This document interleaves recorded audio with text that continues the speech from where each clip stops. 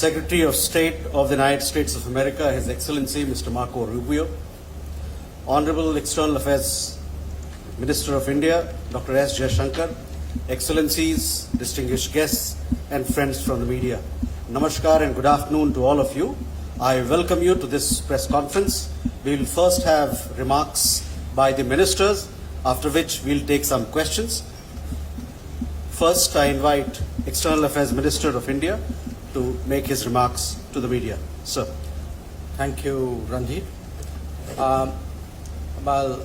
Colleagues from the media, Secretary Rubio and I have held our bilateral talks this morning. In fact, we are midway through it, and after this presser, we'll be going back for the rest over lunch. But as you can see, we didn't want to keep you waiting, so we decided to come out in between and share a readout. Now, this is the Secretary's first visit to India, but from his very first day in office, we have actually been in regular touch. I think I was one of the first to meet you that day. And this has included occasions in Washington, D.C. and New York, but also on the sidelines of other events. The most recent one was in France. So we've had really a continuous engagement which has facilitated our overseeing the broad-based and growing cooperation between our two nations. Now, as regards this visit and our discussions today and yesterday, let me give you a state of play. In terms of the political understanding between India and the United States, I think we have a strategic partnership which emanates from a convergence of national interests in many areas. Yesterday, during the Secretary's call on the Prime Minister, some global and regional issues were discussed.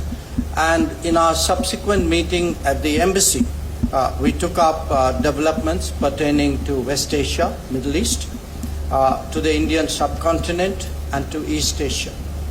I also shared with him some impressions I had of my recent visit to the Caribbean.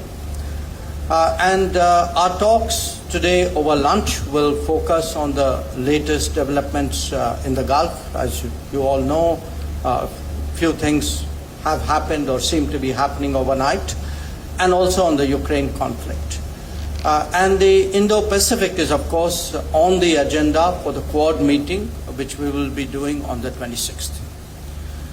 Where defense and security cooperation is concerned, you're all aware that the 10-year major defense partnership framework agreement was recently renewed.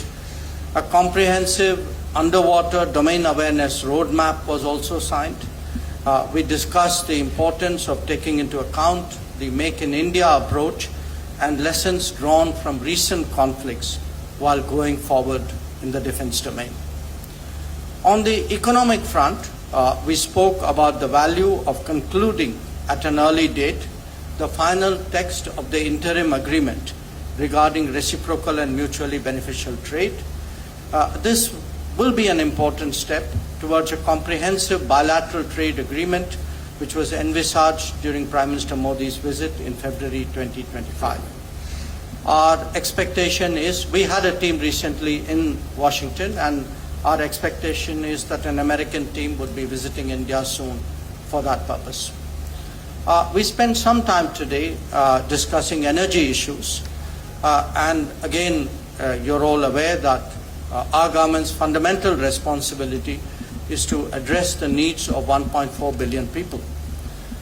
Obviously, ensuring the accessibility and affordability of energy for them is our prime objective. Secretary and I therefore welcomed the expansion in our energy trade in recent months. Diversified supplies are at the heart of energy security for India. We devoted some time to nuclear energy cooperation as well. The passage of the Shanti Act has opened up new possibilities. An American delegation was recently in India. We hope to realize the potential of cooperation in the nuclear domain, and I also raised with Secretary some issues, regulatory issues we have on the American side. All of you know the importance of critical minerals. Our two nations have been cooperating bilaterally in the Quad format and also as like-minded group. India joined the Pax Silica and is part of the Forge initiative. The AI Impact Summit in New Delhi in February highlighted the enormous potential of the India-US relationship, and we will naturally be encouraging our businesses dealing with AI. As India's semiconductor and AI capabilities advance, this cooperation will be even more prominent in days to come. People-to-people ties are at the heart of our relationship. I apprised Secretary Rubio of challenges that legitimate travelers face in respect of visa issuance.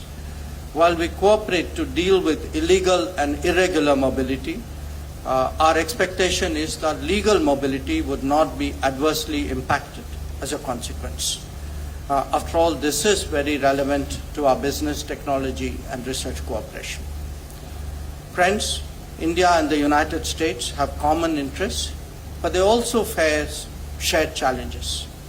Prominent among them is terrorism. Our position in that regard is very clear. It is one of zero tolerance. We appreciate the strong cooperation between concerned agencies of our two countries in this domain. I particularly recognized the extradition from the United States to India last year of a key planner of the 26/11 Mumbai attacks. Our two countries will intensify cooperation bilaterally as also in relevant international forums. We will continue to collaborate closely on countering illegal trade in narcotics.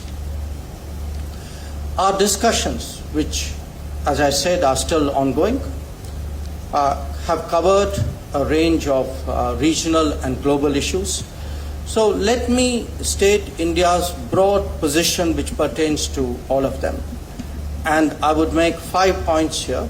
One, that we advocate dialogue and diplomacy to address conflicts. Two, we support safe and unimpeded maritime commerce. Three, we demand scrupulous respect for international law. Four, we are against weaponization of market shares and resources. And five, we believe in the value of trusted partnerships and resilient supply chains to de-risk the global economy. So overall, this has been a very timely visit by the Secretary. I think our discussions have been very productive, and I look forward to hearing his remarks.